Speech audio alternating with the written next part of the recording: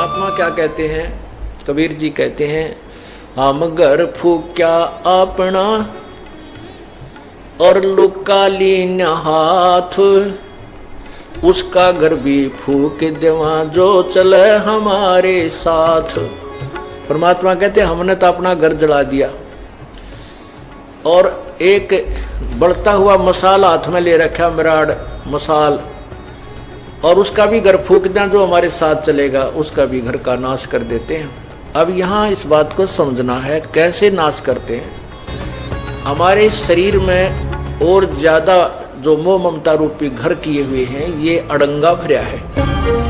कहते हैं जो हमने तो अपना ये घर साफ कर लिया, फूक फाक दिया, इसके अंदर जो कबाड़ भरा था, और उसका घर भी फूक दिया जो हमारे साथ, अर्थात हमारा पंथी होगा, हमारा हम सफर होगा, हमारे अनुसार जो चलेगा, उसका भी ये सारा कुबाड़, उसके घर के अंदर का सारा गंद जला देंगे।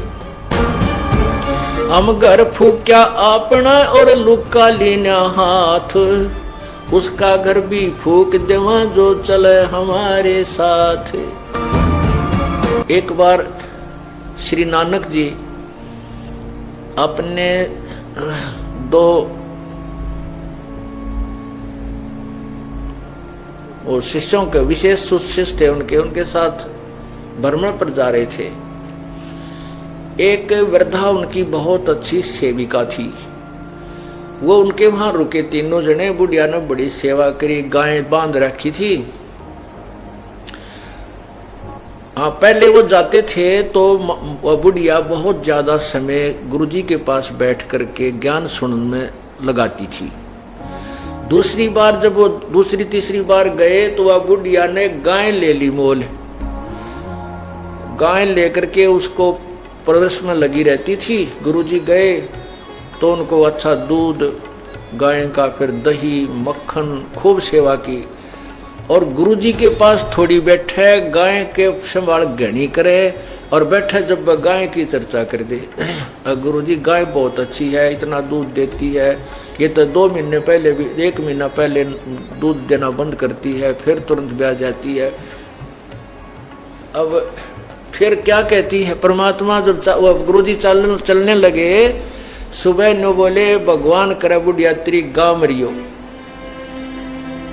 बोले भाई ये गांव मरियो, ये आशीर्वाद दे दिया कि परमात्मा रब करे तेरी गांव मरियो।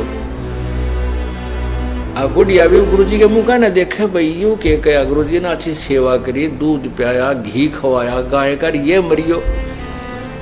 तो आगे चल के वो दोनों शिष्य पूछने लगे, गुरुदेव आपने उस बुढ़िया का दिल तोड़ दिया, वो तो बड़ी खुश हो रही थी गाय को पाल करके, और आपने दुर्शीष दे दी कि उसकी गाय मरे और वो तो बहुत दुखी हो जाएगी।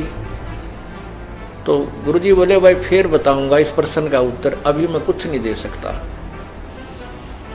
अब वह तीसरे दिन गांव मरगी, बीमार होकर गाय मरगी। बुढ़िया 2-4 दिन तक दुख पाई, फिर वह फुर्सत होगी तो पहले तो वो नित्यनेम सुबह का जो गुटका भी ना कर पावा थी, है उस गाय मुड़जी पुड़ज रह जाती, दिन मरण के रह रहे थोड़े, कति बुढ़ा पावर या कोडी कोडी चालर गां के चिपटी रही थी, भजन ना करे थी। तो फिर वह बुढ़िया ने वो भजन का समय खूब मिल गया, अपना अच्छा भजन करे, सुबह शाम दोपहर दिन में भी उलगी सी होगी। फिर गुरुजी आए 2-1 महीना के बाद। अब उन चेलों को ये हो रही बुढ़िया जाते मोगरा मारेगी महाराज, तू खड़ा आ गया मेरी गांव मरगी, आशीर्वाद दुर्शाशीष दे के गए थे। तो जाते ही बुढ़िया ने बड़ी सेवा करी, खाट बिछाई, बैठाए गुरुदेव को।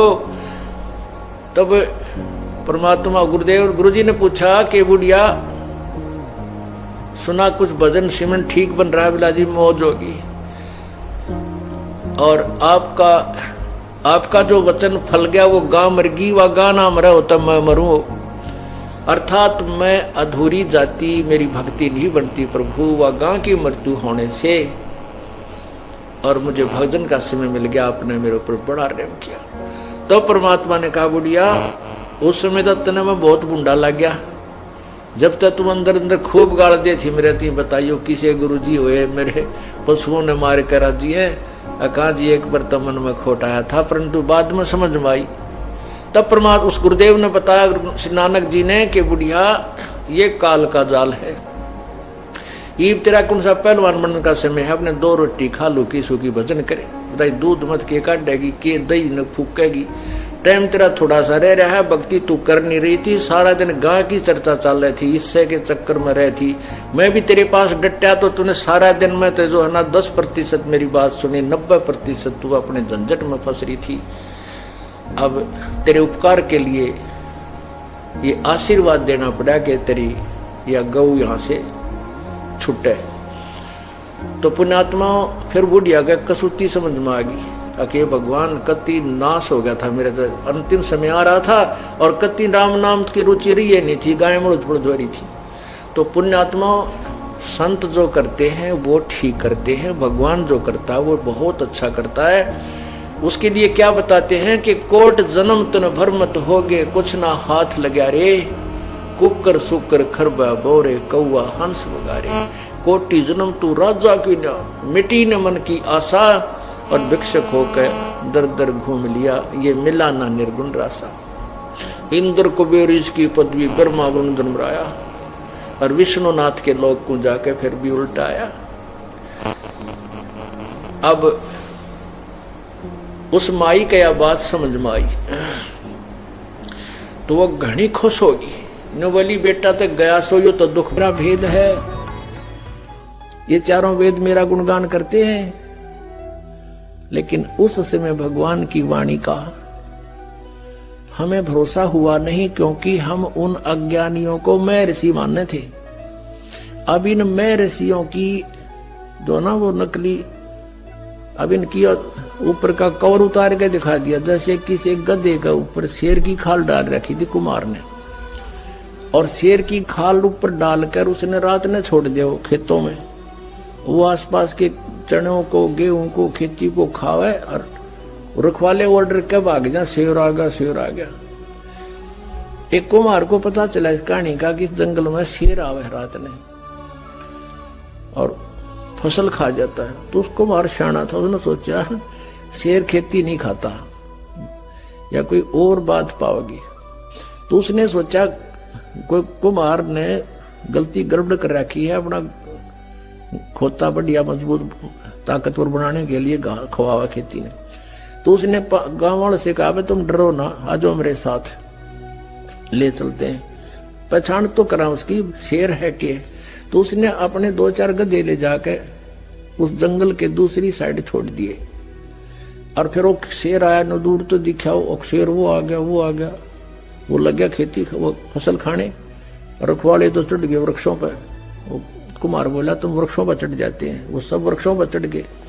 थोड़ी देर में वो गधे जो कुमार के थे 5-4 वो लगे अपने राग रमण बोलने, हो उधर से वो शेर भी लग गया, हो उड़े आ गया अंदर।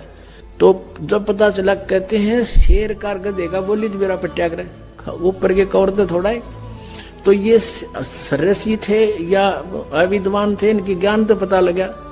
अब शेर तो पहले से दाड़ रहा था कबीर परमेश्वर, और ये जिनको हम शेर मान रहे थे ये तो गधे का ऊपर शेर की खाल डाल रखी थी। परमात्मा कहते हैं खरना हुआ केहरी कब हूं सिंह की खाल उड़ाए। शेर की खाल उड़ाने तो गधा शेर नहीं बन सकता।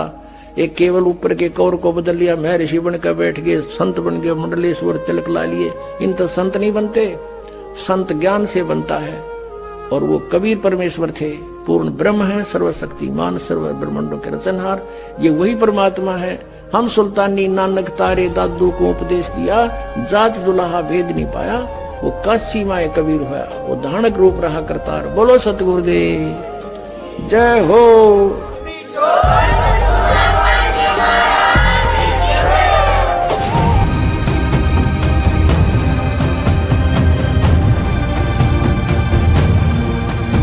तंबाकू की उत्पत्ति कैसे हुई?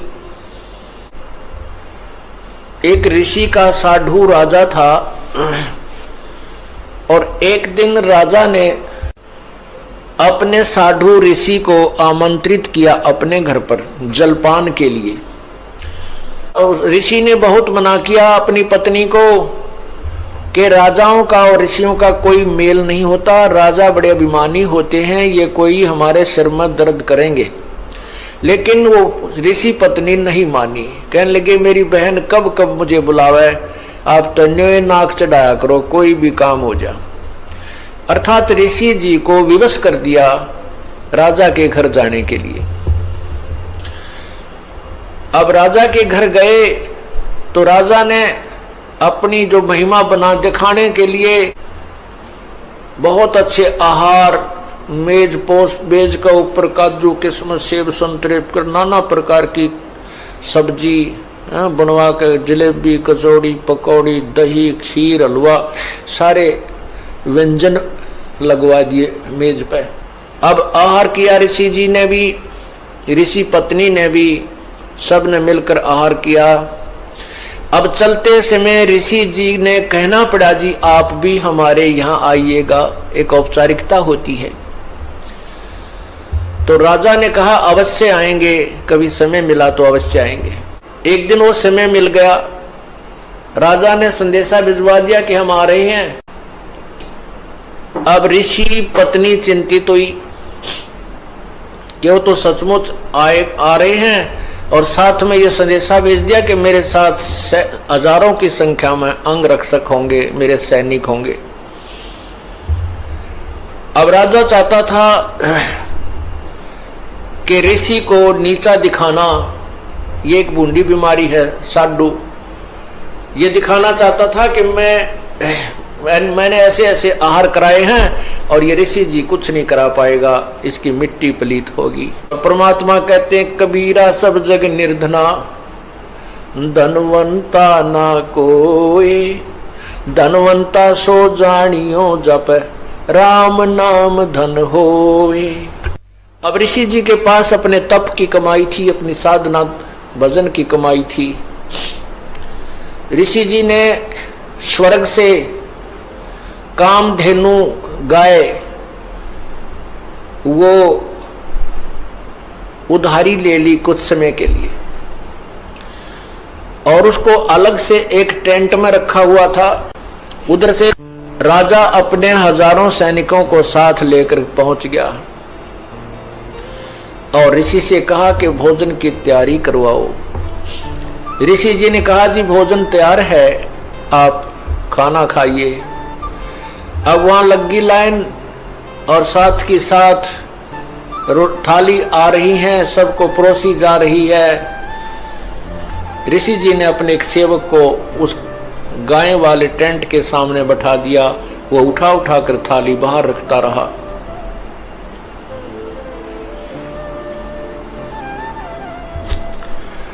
अब जब सब सैनिकों ने खाना खा लिया और ऐसा स्वादिष्ट भोजन उन्होंने कभी नहीं खाया था, तब राजा ने पूछा कि हे ऋषि जी, आपके पास ना कहीं कोई भोजन बनाने की व्यवस्था नजर आ रही है, ना कि तक को चूल्हा डाल रखा तुमने, ना कोई हलवाई बुला रखा, ये ऐसा भोजन स्वादिष्ट भोजन कहां से आ रहा है?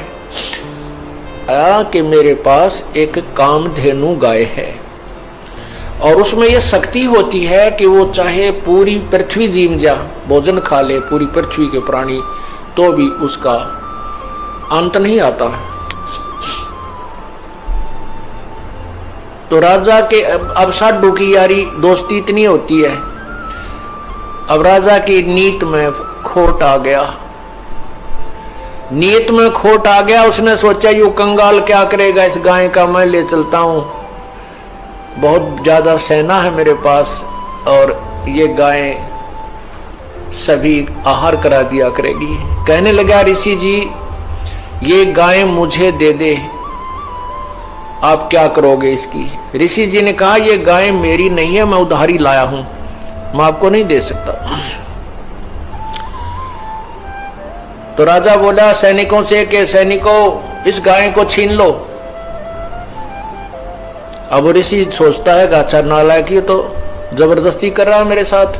तब उस ऋषि ने कहा हे गौ माता, आप अपने स्वदेश लौट जाइए, मैं विवश हूं, इतना कहते ही वो टेंट के ऊपरले हिस्से को पाड़ती हुई और गाय आकाश की तरफ, स्वर्गलोक की तरफ चल पड़ी। राजा ने गाय को कंडम करके नीचे डालने के लिए तीर मारा, पैर में तीर लगा और कहते हैं वो गाय का खून, रक्त जमीन पर गिरा और गाय चली गई। तो जहां जहां वो खून गाय का गिरा वहीं पर कहते हैं तम्बाकू की उत्पत्ति हुई। अब हिंदू लोग एक तरफ तो माता को इतना प्रिय मानते हैं, गाय को अपना मां के तुल आदर देते हैं और फिर मां के खून को पी रहे हैं। क्या बताते हैं, खो नाम खू का तमा नाम गाय, 100 बार सौगंध इसको न खाए। तमा नाम खू का, खू नाम खून का और तमा नाम गाय, सौगंध 100 बार इसको न खाए। तम्बाकू,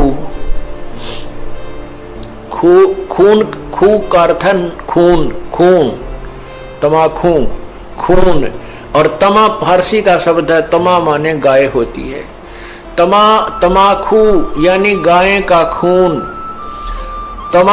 खू नाम खू का, तमा नाम गाय, सौगंध 100 बार इसको ना खाए ना पीवे। कहते हैं आप एक तरफ तो गाय को इतना प्रिय मानते हो, आदरणीय मानते हो, और फिर गाय के खून से उत्पन्न इस तम्बाकू को पीते हो। जितने भी महापुरुष हुए उन्होंने सब विकारों को छुड़वाया है। अब सिख समाज में तम्बाकू कोई प्रयोग नहीं करता, अभी तक भी उन्होंने इस मर्यादा का पालन किया है। लेकिन और सारी बुराई शुरू कर दी, मांस खावा, दारू पीने लग गए। देखो बुराई तो सारी त्यागे पार पड़ेंगी। ऐसे ही मुसलमान धर्म के अंदर शराब नहीं छूटे अभी भी, और बाकी मांस खावा, रोका पीवे। हिंदू समाज में बीड़ी, शराब, तम्बाकू और मांस कभी प्रयोग नहीं करते थे। अब हिंदू समाज में कोई मर्यादा नहीं रही, सारे काम बिगड़ गए। तो पुण्यात्माओं, ये नए सिरे से समाज सेट किया जाएगा और इसी तरह ये समाज सुधार और आत्म कल्याण प्रारंभ होता है। उन महापुरुषों ने भी कठिन प्रयत्न किए थे, परिश्रम किया था समाज को बुराई से दूर करने के लिए। आज भी वही चल रहा है और बहुत निर्मल समाज बन रहा है। छोटे छोटे बच्चे भी ये पूछते हैं, एक बार मेरा हाथ लग गया, मेरे पापा की गोद में बंडल था, महाराज जी मेरा नाम तो नहीं टूट गया। रो रहा था वो बच्चा। मैं कहा बेटा ऐसे नहीं टूटता, वो तो वैसे लग गया हाथ, गंद का समझ लो, भाई गोबर में हाथ लग जा, धो ले अपने ने। हाँ उसको उठा के देना, ला के देना, पीने उक्का भरना, उसमें नाम टूट जाएगा, वो खंड हो जाएगा। तो पुण्यात्माओं, जो छोटी सी उम्र में इन बच्चों को ऐसा भाव बन गया कि ये इतनी बुराई है कि इसको हाथ लगने से भी हमारा धार्मिक कर्म बिगड़ जाएगा, तो आने वाली इनकी संतान तो कति देवता पैदा होंगी। ये समाज भी सुधर रहा है और जीव कल्याण का मार्ग भी प्रशस्त हो रहा है।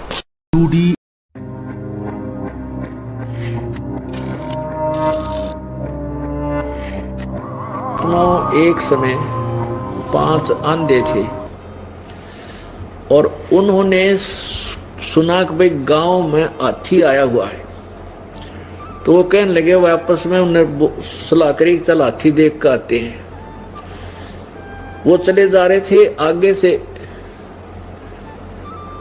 उन्होंने किसी ने बताया भाई हम हाथी देखेंगे। तो वो आदमी बोले, भाई हाथी के ऊपर देखोगे तुम आंख ना और नियन दो। वो कहने लगे, भाई मारे हाथ आंखों का काम करें, हमने नो बता दो हाथी किसी है, हम हाथ लाकर उन्हें आइडिया लगा लेंगे। तो उस आंखों वाले आदमी ने हाथी के पास छोड़ दिए। तो हाथी के चारों तरफ घूम गए हुए 5 अंधे। एक अंधे ने तो सूंड के ऊपर का हाथ फेरा, नो ये हाथ फेर रहा है, आगे हाथ हट गया तो वहीं रुक गया। एक ने पैर पैरों को का आइडिया लगा लिया, पैरों के ऊपर का हाथ फेर कर देख लिया कि भाई जैसा भी उसने अंदाजा लाया। और तीसरे ने कान देख लिए, कान्ना के ऊपर हाथ फेर दिया। और चौथे ने उसकी दूम पूछड़ ठहगी, उसने हाथ फेरा ऊपर तीन देख लिया, कहा इतना गाठी हो से। और पांचवें ने उसके पेट पे हाथ फेर लिया, आगे हाथ पिछले पैर अड़ गए, उस तो अगले हाथ का अड़ गए, उसने हिसाब ला लिया हाथी ईसाई से। अब वो आपस में डिस्कस करते हुए आ रहे हैं रास्ते में और कहते हैं भाई हाथी बेकमाल है, हाथी के हाथी पड़ा था। तो एक कहने लगा भाई हाथी के देखा, जिसने सूंड देखी थी, सूंड का आइडिया लगाया था उसका, वो कह भाई हाथी बताऊं किसा हो से, बता हाथी हो से पाइप कैसा, क्योंकि उसने सूंड का देख रखा था, आगे हाथ गए नहीं, उसने सोच लिया इतना ही हाथी से। और जिसने पैर देखे थे वो कहने लगे हाथी तू गलत बता रहा, मैं बताता हूँ हाथी कैसा था। कैसा था? हाथी से भाई थांब कैसा, ये पिलर होते हैं ना, पिलर गोल गोल पिलर होया करते पहले अपने गांवों में, उसने थांब बोला करे।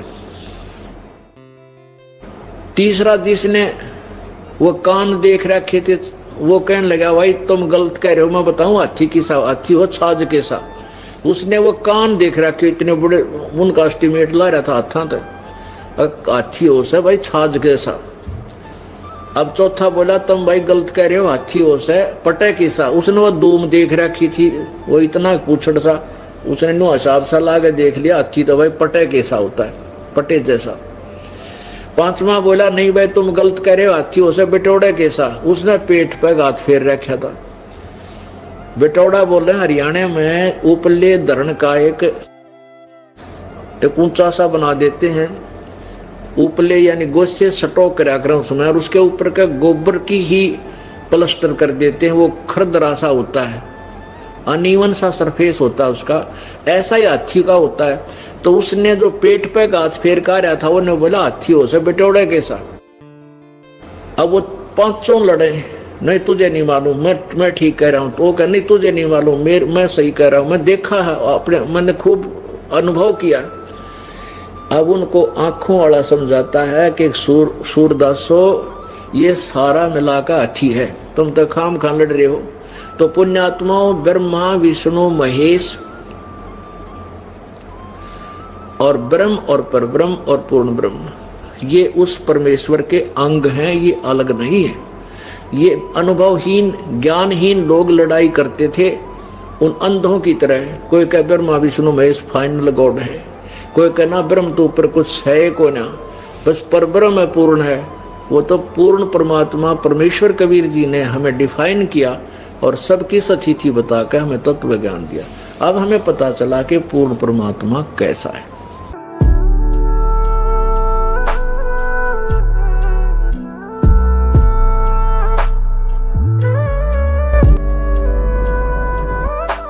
एक जयदेव नाम का संत था, उसका एक लड़का हुआ। फिर उसके मन में कुछ घर में कमजोरी भी थी, कुछ वैसे भी भ्रमण की इच्छा हुई, वहां से चल पड़ा। घूमता हुआ एक राजा के बाग में डट गया। राजा रानी पहले बहुत धार्मिक होया करते थे, कोई एक आधा दुष्ट आत्मा होता था राजा, नहीं साधु सेवी सभी होया करते थे। संत को देखा, उसके दर्शन करने की खातिर दोनों आ जाते हैं, राजा और रानी। बैठ गए, चरणा में सिर रखा और साधु से कहा महाराज कोई ज्ञान विचार सुनाओ। संत कथा सुनाने लग गया, मीठी मीठी कथाएं, रस भरी बातों। उनको सुनकर और राजा रानी का बहुत पसंद आया, हाथ जोड़ लिए, ए स्वामी हम आपके सेवक, आप हमारे मालिक, इस बाग में रहो महाराज। उन्हें सोचा भी चल हमने तो भोजन चाहिए और आप हमारी बात सुन लीजिए, हम अपना भजन करते रहेंगे। कहते हैं साल भर वहां पर जयदेव रहा। फिर कहा कि महाराज मैं एक बार घर होया हूं। राजा बोला महाराज जल्दी आइयो। अब जल्दी आएंगे कि ले जाओ। धन दे दिया काफी, और धन दे दिया, मोर सरफी जोड़े मंगा ली। और 2 ठग वहां पर देखे थे कि यू किद चल रहे थे। ठगा का तो ये काम हो सक चलेगा जब राजा इसको धन देगा। अब वो ठग भी साधु का रूप बना के पहले तैयार बैठे थे। पता लग गया था कि परसों इसने जाना है। परसों तैयार होकर राह में खड़े हो गए। बैठे तो रास्ते में वो जान लग रहा जयदेव से बोले कि महाराज कहाँ चले? कि उस गांव में जाएंगे। कि हम भी उसी गांव में के आसपास दूसरे गांव का नाम ले दिया, उससे पहले कोई आवा था। वो बोला भी ठीक से आप तीनों चलेंगे। हाँ जी बहुत अच्छी बात है, 1 से 2 भले 2 से 3 जंगल का काम से कदे कोई ठग ना ले। जयदेव बड़ा प्रसन्न हुआ कि परमात्मा यह भी कृपा कर दी कि रास्ते में हमारा बोल बतला करके समय पास हो जाएगा और रास्ता तय हो जाएगा। वो ठग रास्ते में जा रहे थे, वो तो गए इस काम की खातिर थे। कहने लगे भाई पानी पिएंगे जयदेव? नाम आपस में पूछ ही लेते हैं। हाँ पानी पी लो। लो मैं निकालूंगा पानी। हाँ निकाल पानी। वो पानी निकालने लग गया तो उन गठड़ी ठा ली एक ने। एक जयदेव एकदम स्वभाव तो बहुत देर से बदला आदमी का। भाज का गठड़ी जयदेव ने पकड़ दी। एक नहीं भाई ये तो दक्षिणा है मेरी। उन्हें क्या किया, छिन्ना जपटी करके उस जयदेव के दोनों हाथ काट दिए। वो तो ले रहे थे अर्थ हथियार गिले और ठाकर उस कुएं में पिटक दिया। और वह गठड़ी लेकर पैसे लेकर के वो जो थैला था अपना चल पड़े। इतने में कहते बंजारा की वहां पर लाइन, बंजारे आगे पूरी की पूरी डांग आग उतरी। वो पानी लेने की खातिर कुएं में जावस बाल्टी डाली तो उस नेजू और बाल्टी यानी उस डोल के उसने हाथ फंसा लिए। वो 2-3 जने थे बंजारे, खेचे वो खिंचे नहीं। तो वो कहते भाई के सौदा हो गया? वो आवाज दे से भाई मन एक बार बाहर काट दो, मैं कुएं में गिर गया। उन्होंने सोचे कोई व्यक्ति है, उन्हें पकड़ कर बाहर काट लिया। बाहर निकाला, उसके हाथ कट रहे और लहू पड़े, खून निकल रहा। तो बोले भाई के लाग गया तेरे? अक ये कर्म लाग गए मेरे। किसने मारा? अक मुझे नहीं मालूम। कुछ नहीं मुंह से कहा, ना बताया। जाके और अपने, क्योंकि बंजारे जंगलों में रहा करते हैं, बहुत बढ़िया बढ़िया जड़ी बूटियां उनके पास होती थी। अपने नायक के पास ले गए, मुखिया के पास ले गए। वहां जाकर बताया तो उस नायक ने वैद्य बुलाया और वैद्य ने जड़ी बूटी इसी ला दी कि खून भी बंद और चीस भी बंद, दोनों ठीक हो गए। तो कहने लगे भाई कहां जाएगा? तुझे वहां छोड़ देंगे या हमारे साथ चल, कोई दिक्कत नहीं आने देंगे। नहीं आपके साथ तो मैं नहीं चलूंगा, इस अगले नगर में मुझे छोड़ दीजिए। वहां जाकर उन्हें छोड़ दिया। जाकर राजा के बाग में फिर जा बैठा। राजा को पता चला कि महाराज संत वापस आ गए। जाके बताया नौकरों ने, और दोनों हाथ कटे हुए, दोनों हाथ कटे हुए। राजा रानी नंगे पैरों बाज लिए। जब सुना संत का नाम, आके पाया में पड़ जाए, महाराज के लग गया? महाराज क्या लग गया? जो होना था सो हो गया भाई, मेरे कर्म लगे। मुझे बताओ महाराज, उनका अभी खून कर दो, उनके बच्चों तक पिड़वा दो। मैं ऐसा पापी नहीं महाराज, वो मेरा कर्म था, कोई संस्कार उनका मेरा किसी का था, मुझे नहीं मालूम कि हुआ, कौन था, कि थे। कोई बात नहीं, साल भर हो गया। कहते हैं काफी दिन वो फिर बैठा रहा, गर्द भी होया। 12 वर्ष के बाद वो फिर दोनों ठग फिर आ जाते हैं। 3 अकाल पड़ गए, वो धन ले गए थे, वो खत्म हो गया। उनने सोची उन ठगों ने कि राजा बड़ा धार्मिक है और साधु सेवक है, जयदेव खत्म हो चुका है, अब हम वहीं चलते हैं। अच्छी कथा सी सीख ली 10-20, इन कथा न कोई पढ़ लेवा की बात से याद हो जाती है। जाकर और बाग में बढ़ गए।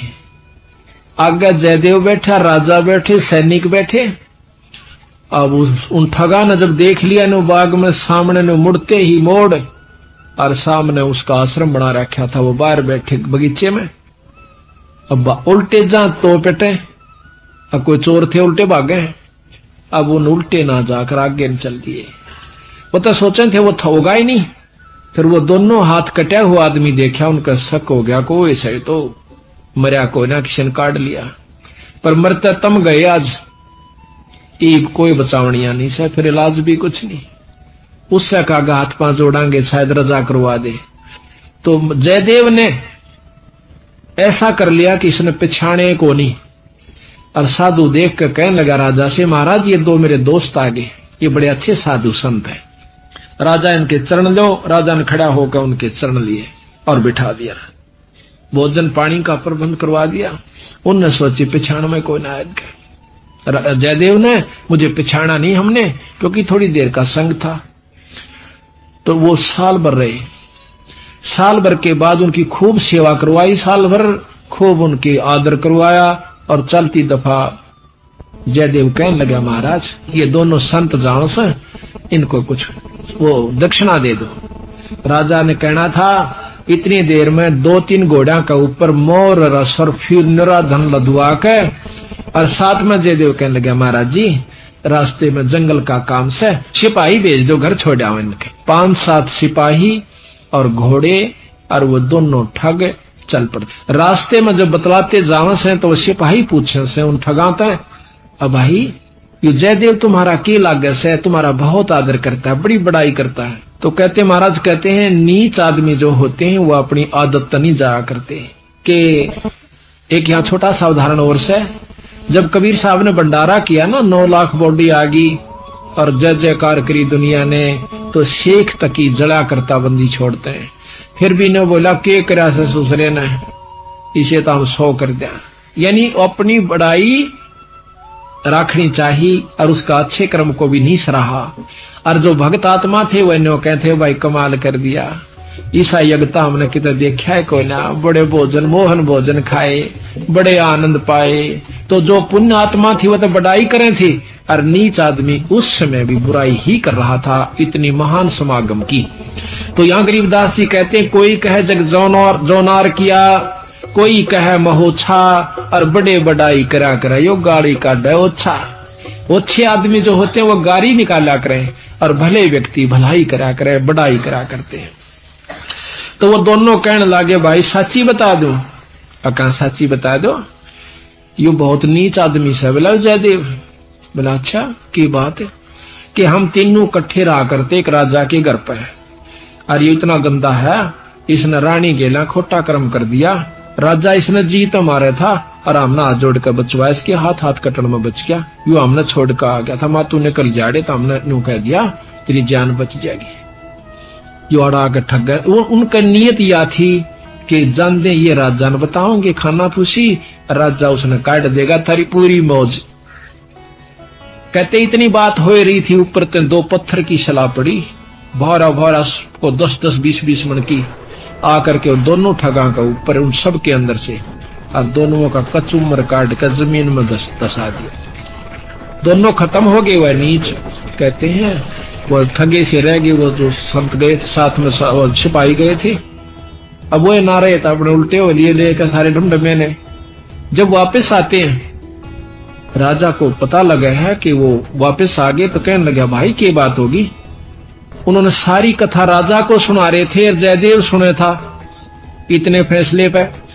न बोले जीवत है ऊपर ते स्वामी की निंदा करी और काटे ऐब सबाब, और सिला पड़ी अजगैब ते आया नहीं जवाब। वो तो खत्म हो गए, दोनों मर गए। महाराज की निंदा करे थे, बहुत बुंडी करे थे महाराज जी, के बताऊं। तो कहते हैं उनके मरे की सुनकर जयदेव फूट फूट कर रोने लगा, जो कर भाई मर जाया करे। रो कर आंसू पूछने लगा, जब नो टूंडे हाथा थे वो टूटते हैं, नो कहे उसी समय दोनों हाथ नो करे थे, दोनों हाथ पूरे हो गए। बोल सतगुरुदेव की जय। तो इस प्रकार साधु की जो संतता होती है उसमें साधुपना नहीं है तो साधु भी नहीं है। एनिमेशन संत रामपाल जी महाराज के सत्संग प्रवचनों का अंश मात्र है। संपूर्ण आध्यात्मिक ज्ञान प्राप्त करने के लिए अवश्य सुनिए संत रामपाल जी महाराज जी के